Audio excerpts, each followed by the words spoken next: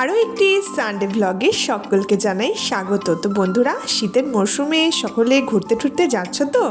আমি তো টুকটাক যাচ্ছি। আর সকলকে জানাই গুড মর্নিং।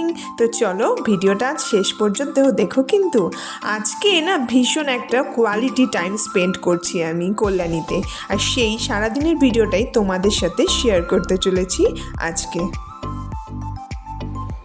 আজকে সানডে সকালে আমি আছি কল্যাণীতে। আমার প্রায় ছোটবেলার একটা বান্ধবীর বাড়িতে এসেছি। তো তোমরা তো জানোই রবিবার মানেই আমার কাছে একটা ঘুরো ঘুরো ব্যাপার। আর ঘুম থেকে উঠেই ওদের এত সুন্দর ফুলের বাগান এই ছাদে তৈরি করেছে ওরা, সেটা দেখে তো আমার দারুণ লাগছে। এই দেখো কি সুন্দর ওরা ফুলের গাছ।